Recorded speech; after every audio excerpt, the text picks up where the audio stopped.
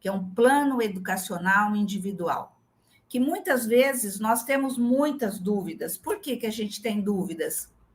Porque a gente está no caminho. Quando a gente tem dúvidas, a gente está no caminho. Então, assim, o PEI é um documento que vai além do público-alvo da educação especial.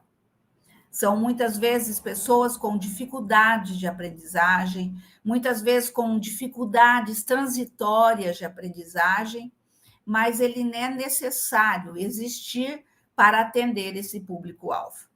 Então, o que mais? Por que eu faço um PEI? Eu faço um PEI, a escola realiza um PEI junto com a equipe de ensino, junto com algum profissional terapeuta que atende essa criança, junto com a família. Então, nós vemos a fragilidade que essa pessoa tem.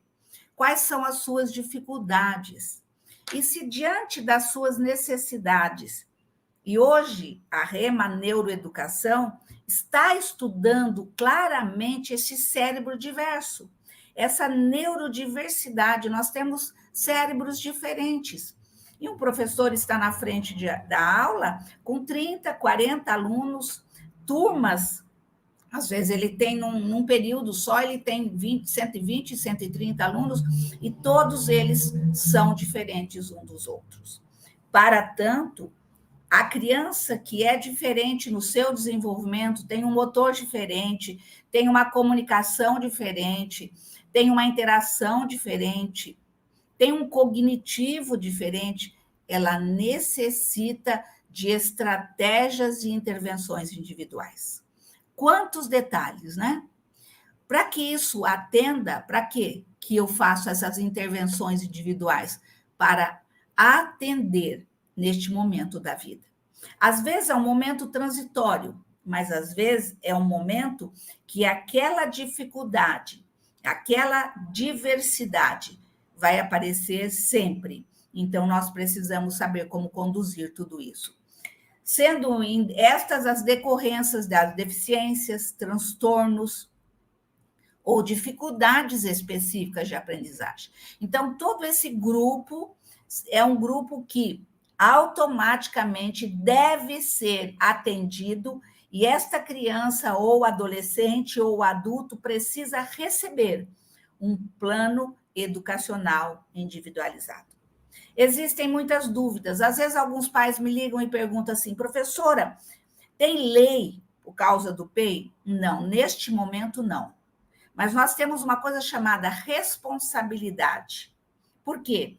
Porque o PEI é um documento, é um instrumento que vai auxiliar todos os profissionais e a família no trabalho e no desenvolvimento desta pessoa. Então, olha bem, quer dizer, como se nós descobríssemos uma chave.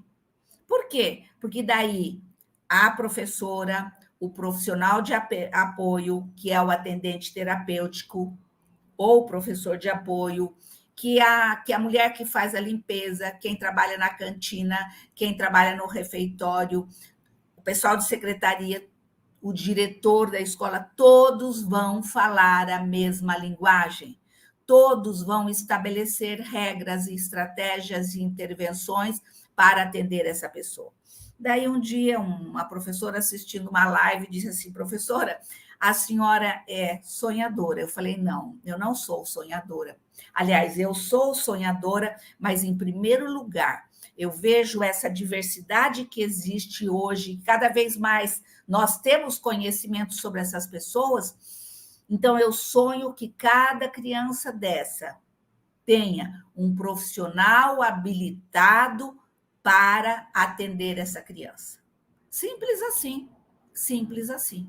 Então, quando nós falamos da Rema Neuroeducação, que muda o slogan dela, nós vimos que nós estamos no caminho certo, nós vimos que nós estamos abrindo espaço para muitos profissionais, professores, terapeutas, famílias, pais, nos nossos cursos de pós, abrindo informações, qualificando pessoas, e daqui uns dias nós temos um Brasil qualificado, um Brasil que faça a diferença.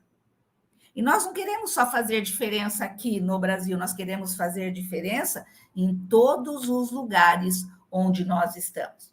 E aqui embaixo tem um artigo do Grupo Rema, que é o que é um plano educacional individualizado. Entre nas nossas redes, vocês vão ver quantas informações vocês trazem junto com isso. E trouxe aqui, então olhem bem a fotografia, tirem uma foto e vocês vão procurar este artigo. E agora, qual o motivo de nós realizarmos um PEI? Por que nós realizamos um PEI? Nós realizamos um PEI para quê? Qual o objetivo? Quando eu tenho um objetivo, eu estruturo o pensamento meu, de toda a equipe, e estruturo a criança. Então, nós temos objetivos. Daí nós vamos lá na taxonomia de Bloom. Nós temos objetivos que são cognitivos, que são afetivos e que são motores. Então, assim, eu preciso conhecer a criança. Se eu não conheço a criança, o adolescente, o adulto, qual eu trabalho, eu preciso começar a entender essa deficiência, esse transtorno e essa necessidade específica, qual nós chamamos de cérebros diversos. Então, o PEI tem como objetivo nortear todo o processo de intervenção daquela pessoa que está sob nossa responsabilidade, considerando as suas características individuais. Então, quais são as suas características individuais? Como é que é a parte motora dele? Como é que ele anda? Como é que ele senta?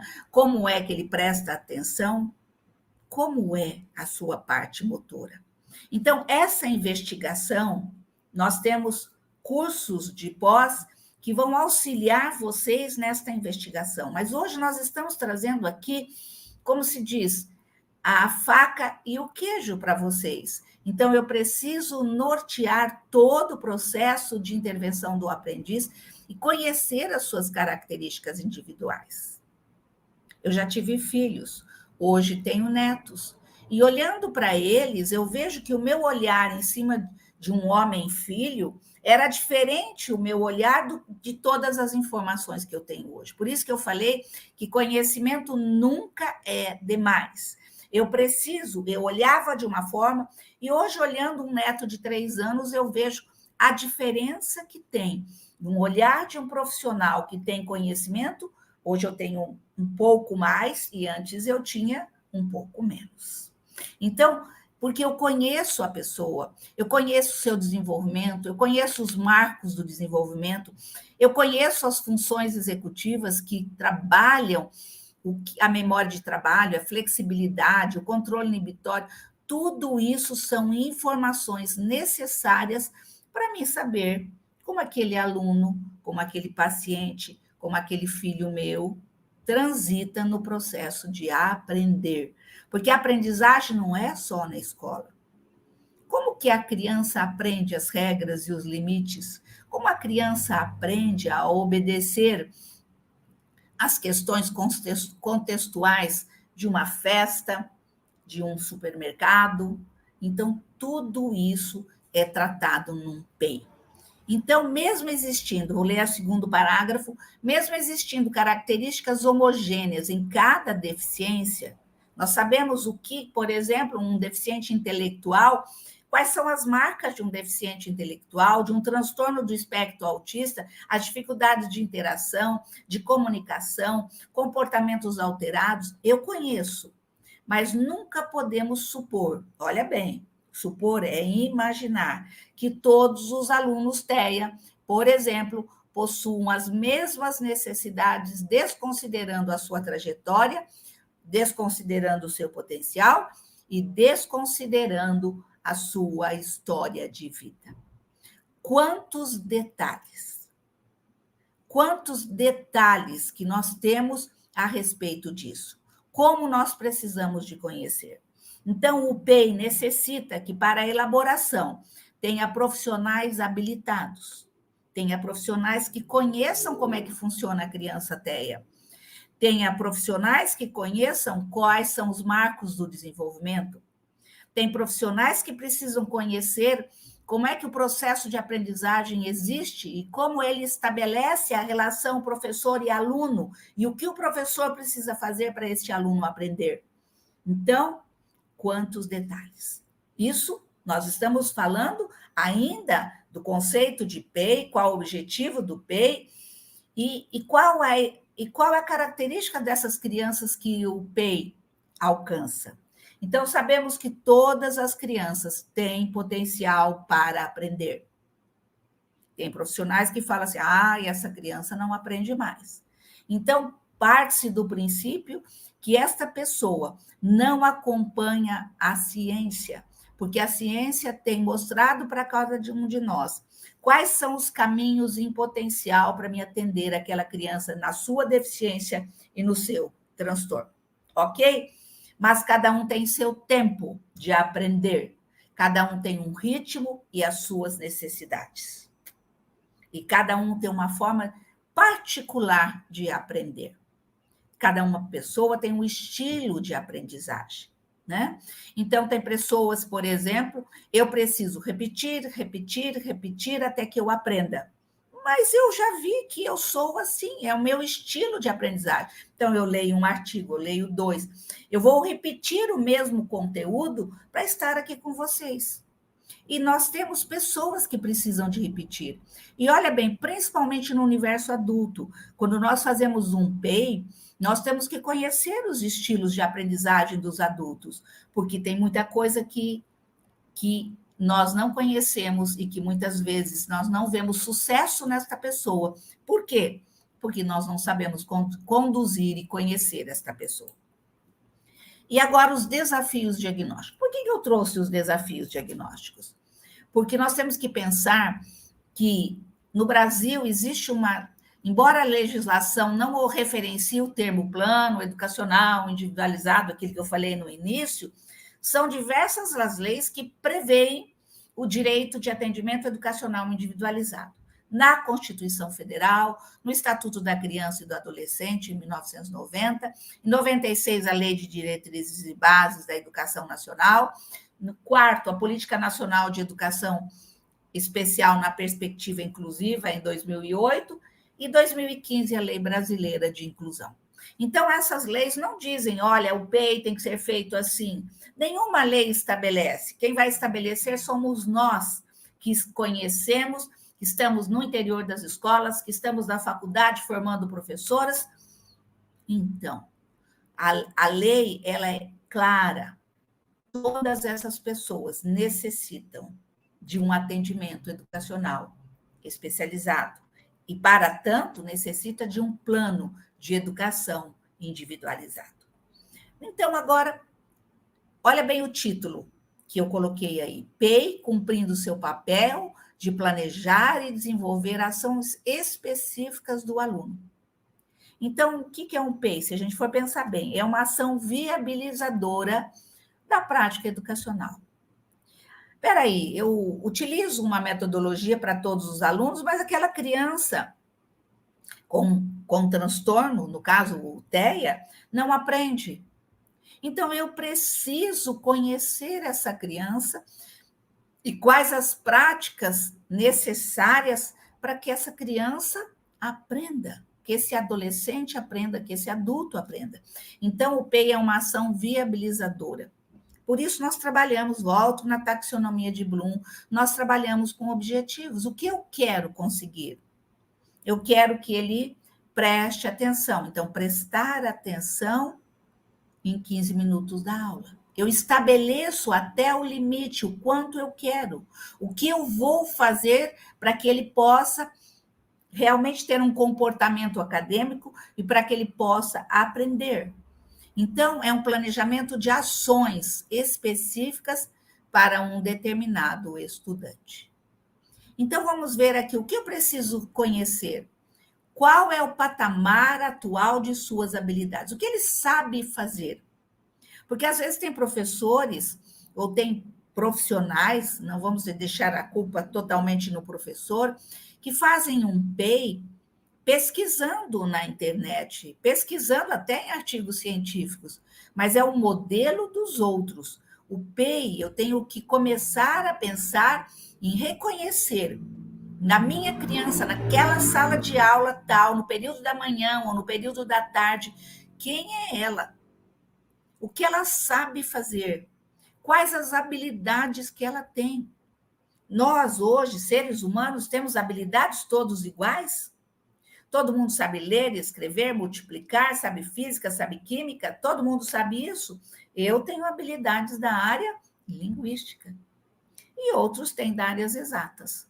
Mas então eu preciso conhecer da minha criança, do meu adolescente, do meu jovem, do meu adulto, qual as suas atuais habilidades. Quais são os seus conhecimentos e como é o seu desenvolvimento. Dá um exemplo para vocês. É uma criança que entrou na educação infantil e está com 5 anos. Até aquele presente momento, ela tem uma dificuldade de comunicação, próprio do TEA, tem uma dificuldade de interação, próprio do TEA, e tem um comportamento alterado, próprio daquela criança TEA. Então, a gente vê que este é o conhecimento que eu tenho dela. Mas como tem sido o desenvolvimento? Como é que é na casa dela? Como é numa festa? Como é num supermercado? Como é na igreja? E como é na escola? Por quê? Porque nós falamos de flexibilidade cognitiva, como é que ele vai usar o conhecimento específico através de um PEI? Eu vou trabalhar só na escola? Não, eu tenho que trabalhar em múltiplos contextos. Então, esse desenvolvimento deve acontecer em múltiplos contextos. E tenho que respeitar a idade cronológica. Ontem mesmo, dando uma aula, um profissional disse assim para mim: professora, a senhora é a favor de uma criança que fica reprovada? Eu falei: não, a lei não diz sobre isso. A lei diz que as crianças têm que acompanhar os seus pares. Então, se ela tem 7 anos, ela vai caminhar com criança de 7 anos. Ah, mas ela não conseguiu ser alfabetizada com 7, então ela tem que ficar. Espera aí, gente. Daí nós entramos numa coisa chamada plano educacional individual. O que eu vou fazer neste plano? Que adaptações eu vou colocar para atender essa criança, para que essa criança consiga alcançar as outras crianças? Todas as crianças têm ritmos e têm estruturas psíquicas diferentes. Então, não podemos deixar que a criança deixe de acompanhar os seus pais. E o nível de escolarização que ela já alcançou, o que ela já sabe? Ela pode não estar alfabetizado, mas qual a noção de relação numeral que ela tem? Qual a relação que ela tem com a sua vida pessoal, quer dizer, a história da sua vida? Qual a relação que ela tem com este mundo que ela está aprendendo? O que ela sabe? Então, qual o nível de escolarização que ela alcançou? E quinto, qual é? Os objetivos educacionais desejados em curto, médio e longo prazo. Isso é característico de um PEI. O que eu quero para agora, já? Qual a grande dificuldade dessa criança? O que eu quero conseguir agora, em um mês? O que eu quero conseguir a médio prazo e eu quero conseguir em longo prazo? Porque, às vezes, nós não estabelecemos esses parâmetros de objetivos na área motora, na área cognitiva, na área afetiva dessa criança, e com isso a gente se perde no processo. Às vezes você passou um ano inteiro com a criança, você trabalhou muito, mas você não se organizou para atender essa criança. Então, nós precisamos de informações suficientes para saber quais são os objetivos. Isso é uma equipe. Inclusive, a família está junto, que eu já falei para vocês. O que nós precisamos em curto prazo? Às vezes é um comportamento acadêmico. Então, todos que estiverem na escola, todos que se responsabilizem por aquela criança, elas estão combinando do que nós queremos a curto prazo. É comportamento acadêmico? Ok. O que nós queremos a médio prazo? Que ela estabeleça uma relação de linguagem? O que eu quero? Ou que ela tenha uma comunicação não verbal? Então, tudo isso é conhecendo a criança, conhecendo as características dela, conhecendo as necessidades dela e trabalhando todo mundo a mesma linguagem, tá? E por último, por meio deste documento, desculpem, meninas, mas ficou meio. Eu pus muita informação neste slide, mas olha bem lá embaixo que está escrito, eu vou ler para vocês. Por meio deste documento, é possível individualizar e personalizar o processo de ensino, porque é para aquela criança. Ele é individual, eu não vou fazer um copia e cola. Não, é para aquela criança, pois nele estão registradas todas as ações necessárias para que o educando aprenda e se desenvolva. Vejam que riqueza de material, gente. É um documento que vai personalizar. Ah, se quando eu comecei a trabalhar na década de 70 tivesse um PEI, não se existia nada individualizado. Não se existia nada personalizado para atender crianças dentro com dificuldades, com transtornos, com deficiência. Mas graças a Deus, a ciência evoluiu e o REMA está aqui nos cursos de pós, para trazer todos os benefícios de atendimento desta criança. Estamos sendo salvos, né? Os diferentes níveis do autismo. Então, vamos lá? No caso do estudante com TEA, quando nós falamos de estudante, nós vamos ver ele em todas as idades. Deve-se incluir uma descrição das habilidades que nós vamos desenvolver nos diferentes níveis. Então, primeiro eu preciso saber na comunicação, que atividades realizar para que ele se comunique? Que atividades eu vou trabalhar para ele se comunicar? Que detalhes que eu vou fazer na comunicação para ele? Assim, eu tenho trabalhado com imagens, eu tenho trabalhado com histórias, eu tenho trabalhado com músicas. Então, ali eu vou escolher, de acordo com o potencial daquela criança, com as habilidades daquela criança, que tipo de atividades eu vou realizar no processo de comunicação. Vou trabalhar na interação para que ela possa ter atenção compartilhada, quando eu falo, olha o avião, olha aqui. Então, tudo isso é comunicação. E a linguagem? Uso de pistas visuais. Sabemos que o TEA, o cérebro dele, ele tem algumas alterações que eles, por ser muita informação, é um cérebro hiperagitado, um cérebro que recolhe todas as informações naquele espaço, então ele precisa de algo que canalize, que foque ele. Então, ele precisa, do uso da linguagem, ele precisa de pistas visuais. A pista visual vai organizar a vida dessa criança. E em todos os lugares onde os profissionais têm feito pistas visuais, uma rotina de trabalho, uma rotina de estudo com pistas visuais. O que ela vai fazer agora, depois e depois. Isso é uma organização do pensamento. Isso é linguagem. E com isso, a criança fica muito mais atenta, a sua atenção é muito melhor. Por quê? Porque eu vou trabalhar com o uso de pistas visuais. E o social dessa pessoa? Como é o social desta pessoa? Observem bem. Como que ele aprende no social? Como é que ele aprende as pistas sociais? Às vezes os pais sempre me procuram e dizem, professor, mas ele é muito inteligente. Mas ele não brinca com outras crianças, ele não gosta de interagir com outras crianças, ele não gosta de que ninguém o toque. Então, isso é o social. Então, nós temos que ensinar as pistas sociais. Quantos detalhes, gente? Porque inteligência, já disse isso várias vezes nas minhas lives, mas isso é um princípio da ciência. Por isso que eu gosto de repetir.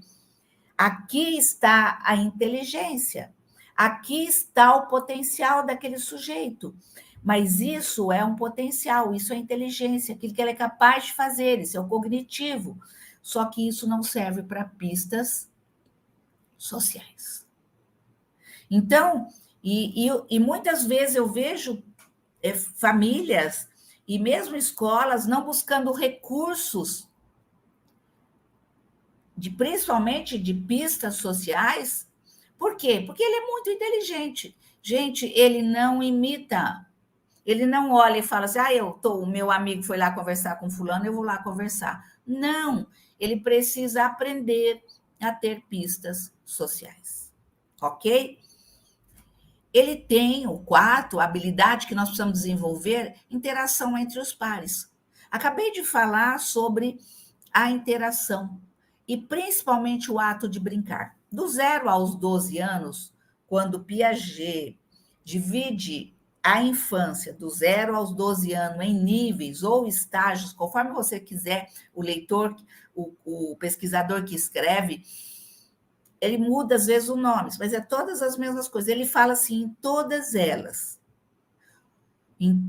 elas, o ato de brincar, o concreto, tudo que nós mostramos de forma concreta para a criança, faz com que esta criança aprenda. Atos de brincar.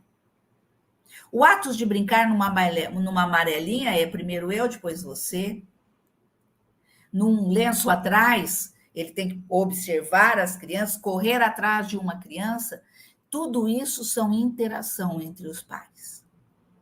Então, assim, todas aquelas atividades que vocês observam de brincadeiras, de interação entre seus pares. E recreação. Por que habilidades de recreação? A criança TEA, ela tem grandes dificuldades no seu lazer e nas suas brincadeiras. E com isso, ela não interage. Então, a recreação, a interação entre os pares é fabuloso isso. Então, e outro comportamento. Então, vou trabalhar com lazer e brincadeiras. E daí, no sexto, comportamentos alterados. Então, o que eu preciso? Por quê? Por que eles têm comportamentos alterados? Porque ele não tem mecanismos de enfrentamento. O que é isso, professora? Mecanismos de enfrentamento. Por exemplo, se cair água aqui perto do meu computador, eu vou, gente do céu, o que é isso? Derrubei agora, peraí. David, dá uma licença, eu vou aqui enxugar. Isso é o quê? Eu sei o que fazer, eu tenho mecanismo de enfrentamento para essa situação. Não tenho para todas, mas daí eu busco ajuda quando eu não sei fazer todas. Enguice meu carro, eu não conheço nada de motor de carro. O que eu faço? Chamo alguém. Por quê? Porque é uma habilidade que eu não tenho, mas eu sei o que fazer. Eu posso não realizar aquela atividade, mas eu tenho mecanismos de enfrentamento para saber o que fazer. E crianças que fazem parte do transtorno do neurodesenvolvimento têm grandes problemas, principalmente o TEA, de saber o que fazer. Então, na recreação, é importante, porque daí ela vai aprender através da imitação, ela vai aprender na convivência com os outros, só que não é um passe de mágica. Toda essa estrutura que nós estamos falando, nada é magia, isso é conhecimento. E conhecimento é real. E conhecimento é ciência. Então, vamos fazer. E esses comportamentos alterados, como não tem mecanismos de enfrentamento, eu e vocês que trabalhamos com essas crianças, precisamos dar previsibilidade. O que é previsibilidade? Eu sempre uso esse exemplo aqui, mas eu vou falar ele porque eu gosto, porque eu faço isso. Eu vou para uma festa, recebo um convite de uma festa, o que eu faço em primeiro lugar? Ligo para uma amiga. Daí a amiga pega e fala assim: tudo bem, tudo bem. Você vai na festa de fulano? Vou, vou. Qual a pergunta que nós mulheres fazemos? Para nos dar segurança. Que roupa que você vai? O que vai acontecer na festa? Por quê? Porque nós precisamos de uma previsibilidade. O ser humano precisa de uma previsibilidade. E a nossa criança, adolescente, jovem, que não aprendeu essa previsibilidade, ela vai ser uma criança sempre com comportamentos alterados. Daí nós vamos ter os shutdown, meltdown, que são crises tanto de explosão quanto de implosão, fecha dentro dele. Então, com isso, consequentemente, comportamentos alterados. Então, eu preciso, para mudança de comportamento, dar previsibilidade. O que nós fazemos na previsibilidade? Rotina, anotar o que eu vou fazer, tá? E hábitos de trabalho. Quais são os hábitos de trabalho? Para mim trabalhar, para escrever algo, para mim fazer uma atividade na sala de aula, qualquer atividade que eu vou fazer, eu preciso de atenção. Atenção é uma coisa tão simples para nós, que temos um cérebro que a gente acha que é melhor. Não temos nada, todos nós somos cérebros diversos, porque nós temos estruturas diferentes. Mas a nossa criança Teia, ela precisa do processo de atenção. E com isso, esses são hábitos de trabalho: atenção, planejamento e organização. Se eu tenho atenção, logicamente eu vou planejar. Por exemplo, a criança vai estar na sala de aula e entra uma visita. Essa criança, se não tem hábito de trabalho, o comportamento vai ficar alterado, as suas interações, às vezes ele pode até chegar e perguntar coisas indevidas, ele não sabe as regras sociais, mas quando chega alguém, então o que acontece com isso, com essa criança? Ele percebe-se que a atenção dele é descontrolada, não existe um planejamento e uma organização. Vai fazer uma atividade, qualquer que seja a atividade, o processo de atenção sempre está em primeiro lugar. Se eu não sei fazer algo, a criança chegou à visita, ela não sabe o que fazer. O que ela faz? Ela para. O parar é um processo de atenção. Espera aí, eu vou perguntar para a minha professora o que eu vou fazer. Então, ela tem mecanismos de enfrentamento, então ela vai aprender. Mas primeiro é a atenção, parei. Chegou uma visita, eu não sei o que fazer, é a atenção. Porque a gente acha que a atenção só se dá na sala de aula, não. A atenção dá em todos os lugares. E planejamento e organização. Os diferentes níveis do autismo. Quem elabora o PEI? Parece que nós estamos numa briga judicial, né? Não sou eu, né? É realmente algo que eu não estou fazendo. Então, o que acontece? É muito importante que o PEI não seja elaborado de forma isolada. Aliás, não deveria, né? Ser elaborado, porque não tem objetivo. O PEI ele foi feito como um documento onde todos os envolvidos por aquela criança, professora, mas o pai não vem para a escola. Não tem um ditado que fala assim: se Maomé não vai à montanha, a montanha vai a Maomé. É difícil. Professora, nós temos 4 horas de trabalho, mas existe equipe de trabalho.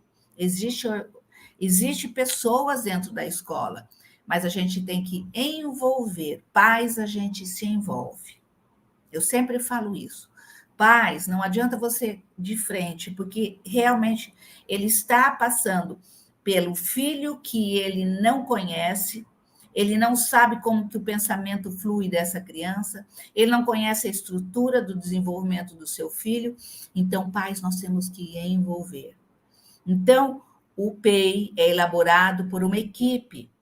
Se essa criança vamos lá, é a família, se ele frequenta uma igreja, convém conversar com o professor, o catequista dessa criança, quem atende essa criança? O terapeuta, se tem um terapeuta.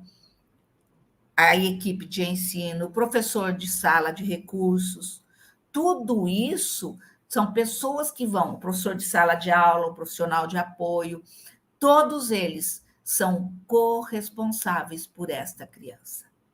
Não é só do professor de apoio, não é só da equipe de AE, professor de AE, não é só sobre o professor de sala de aula, mas ainda nós estamos numa grande conflito dentro das escolas, quem faz o P. Mas ele não é individual e nem deveria nunca em tempo algum, né? Pois é um documento que requer compartilhamento de vários saberes, da família, da escola, dos terapeutas, da igreja que atende essa criança e de todos os envolvidos. É um trabalho colaborativo. O que é um trabalho colaborativo? É onde todos vão colocar o seu parecer. Ah, mas assim, mas na escola ele é de um jeito, às vezes, com determinados profissionais, ele tem um maior interesse, ele tem maior empatia. Então, por isso que todas as estratégias precisam de profissionais que estejam atentos ao desenvolvimento desta pessoa. Então, o trabalho colaborativo, as estratégias escolhidas vão favorecer o que? O processo de inclusão dessa criança. Então, mais uma vez eu peço desculpa para vocês, tá bom? Então, vamos lá. Componentes básicos do PEI. Então, quer dizer, eu quero fazer, mas professora, me ensina a fazer. Então, aqui está uma receita, né? Mas nós temos uma pílula só, tá? As outras pílulas, nos cursos nossos de pós, vocês vão aprender, tanto no curso de transtorno do espectro autista, quanto no curso de transtorno do espectro autista da vida adulta, né? Da adolescência e na vida adulta. Então, mas eu preciso de um roteiro. Só que não é um roteiro onde tem pergunta e resposta. É um roteiro onde todos vão colaborar, ok? Então, quem é? Quem é o sujeito? O nome do aluno, né? Não sei, nós achamos João, né? O quê? O que ele precisa? Habilidade específica ou comprometimento, peraí, só um pouquinho, ou comportamento que será alcançado. Então, habilidade específica ou comportamento que será alcançado, que eu quero que ele alcance. Com isso, eu vou usar a comunicação aumentativa, vou usar as pistas sociais, tudo vai depender do seu conhecimento. Então, que habilidade específica ou comportamento será alcançado? O que eu quero? Usando a comunicação de pistas visuais, porque tanto a comunicação aumentativa quanto as pistas visuais são elementos básicos do trabalho educacional com essa criança e com essa adolescente e com este adulto. Como? Em que nível ou que maneira a habilidade será alcançada? Então, lá eu coloquei um objetivo. O que eu quero alcançar? Então, em que nível essa criança está? Então, por exemplo, para pedir comida e bebida. E às vezes a gente vê, mas você está falando, mas professora, mas é simples isso daí. Espera aí. Se a criança não tem estabelecido a sua organização de hábitos de vida diária, como que ele vai ter uma organização para aprender letras, números, formas, tamanhos, tempo, sons, tudo isso que a escola ensina. Então, eu preciso, em primeiro lugar, muitas vezes chega um adulto dentro do espectro severo e eu preciso começar, porque nunca foi trabalhado. Então, um PEI organiza esta pessoa. Então, às vezes, eu tenho que começar com atividades de vida diária. Então, em que nível ou que maneira a habilidade será alcançada? Aqui eu dei um exemplo, para pedir uma comida, para pedir uma informação, para fazer uma atividade, para ir ao banheiro. tudo isso nós precisamos conhecer. Onde? Onde esta habilidade será alcançada? É só... Quando nós falamos no onde essa habilidade será alcançada, nós temos que pensar que o cérebro, o processo de aprender, eu preciso falar, falar, falar, falar. Isso nós chamamos de memória de trabalho. Daí ele precisa realizar. Quando eu falo, falo, falo, ele precisa realizar.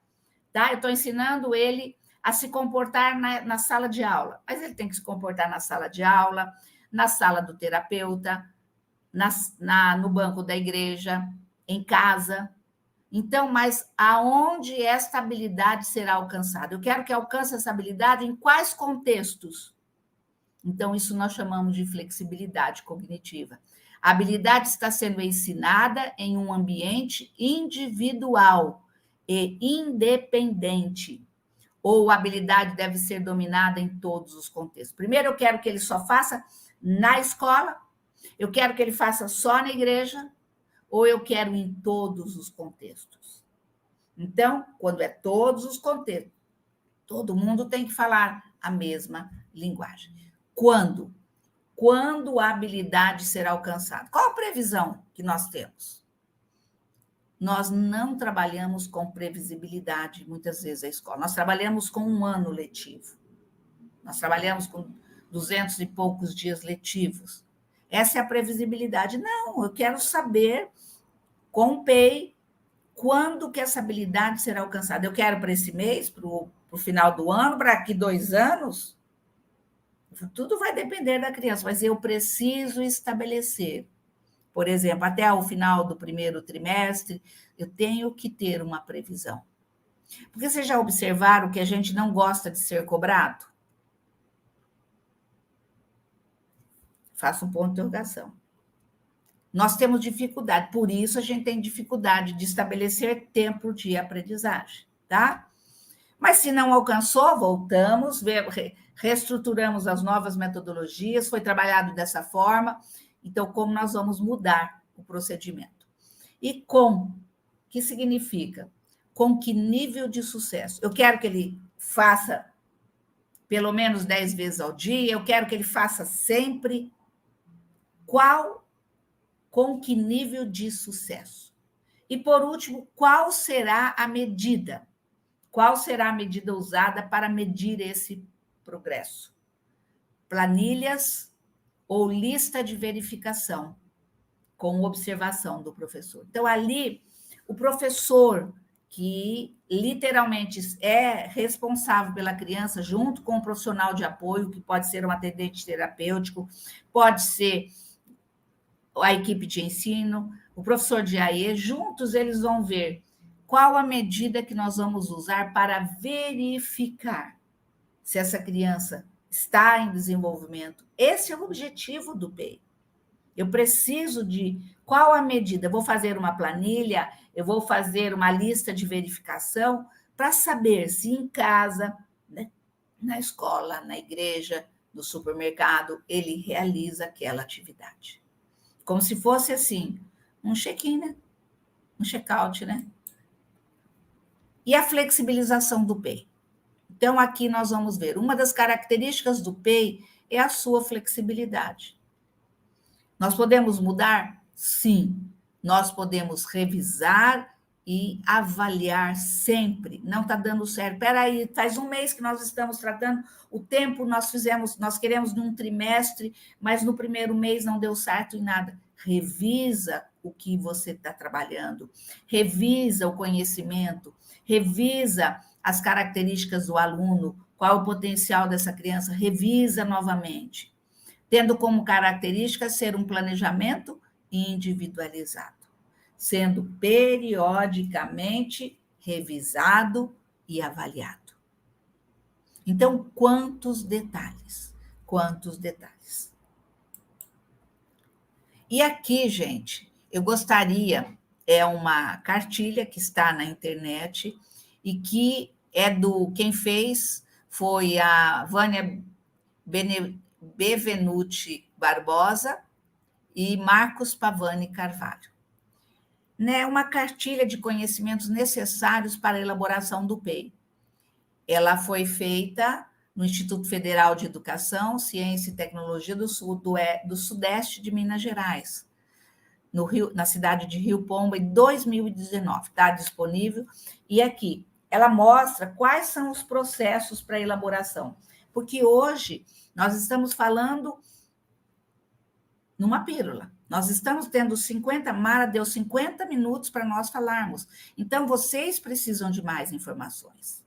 Mas a maior informação é quando você faz realmente um curso de pós, onde dos 2 cursos que nós temos de TEA, onde você vai aprender a trabalhar com estas informações do PEI. Mas aqui eu trouxe uma dica, né? É uma dica. Então, voltando nos elementos que compõem o PEI. Então, eu preciso identificar essa criança. E nessa identificação, eu preciso de conter todos os dados que identificam essa criança. Eu preciso da história da vida dessa criança, que é um relatório circunstanciado. Quantas vezes eu já fiz um relatório circunstanciado? Quantas vezes eu já fiz toda essa estrutura? E essa estrutura que nos motiva. Então, um relatório circunstanciado, descrever a necessidade dessa criança, que necessidade educacional especial ela tem, né? É um cérebro neurodiverso, mas e daí? Descreva a necessidade dela e as habilidades, afinidades, interesses, dificuldades, registra tudo o que conseguiu. O que você registra, outras pessoas vão registrar também, todos que estão trabalhando com esta pessoa. Gente, nós estamos lidando com vidas humanas. Ai, professora, numa sala de 30 alunos. Logicamente que eu gostaria que nós tivéssemos uma estrutura, um sistema diferente. Eu sonho com esse sistema diferente, mas é o que nós temos. Mas por causa disso, nós vamos atrapalhar o desenvolvimento de uma pessoa, né? Então, precisamos fazer isso. Objetivos e meta, o que eu quero alcançar. Novamente, os elementos sendo tratados novamente. E qual a metodologia e qual o apoio? E quais as estratégias eu vou fazer para elaborar este PEI? E algumas sugestões na elaboração. Como eu disse para vocês, o PEI é uma estratégia, é um documento que dá estratégias, que fornece modelos para garantir os resultados do sucesso desse processo educacional. Então, um PEI passo a passo. Primeiro, novamente revendo, temos que ver quais as habilidades dessa criança, que estratégias de ensino eu vou estabelecer para essa criança, que estratégias eu vou fazer para que ela se desenvolva.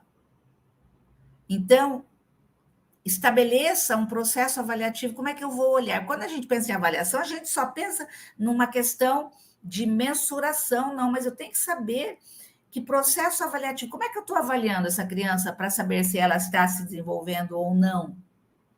Acompanhe a evolução dessa criança.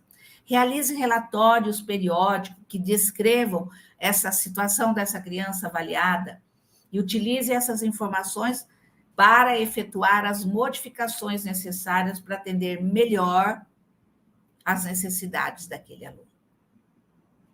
Então, quantos detalhes? Essas são sugestões para a apresentação. E aqui está uma estrutura de um material.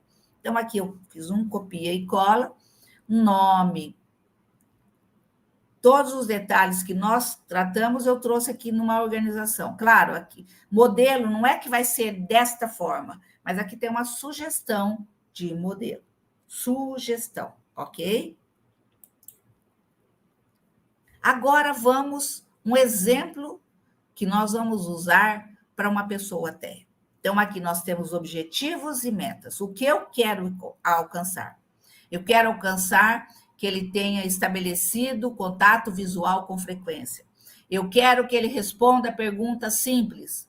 Eu quero que ele inicie e mantenha conversas curtas. Eu quero que ele participe de brincadeiras com outras crianças. Esses são os objetivos. É isso que eu quero. Por isso que todo PEI precisa de conhecer segurança. E quais as estratégias e ações que eu vou fazer? Qual treino, o que eu tenho feito? Qual o treinamento? Quais as adaptações? Qual a utilização de recursos visuais que eu vou fazer? E qual a. Olha bem o que eu coloquei por último ali. Está bem escondidinho, né? Qual a capacitação da equipe escolar sobre o TEA? Todos precisam de capacitação. E fica o meu convite. Eu encontro vocês nas aulas de pós, né?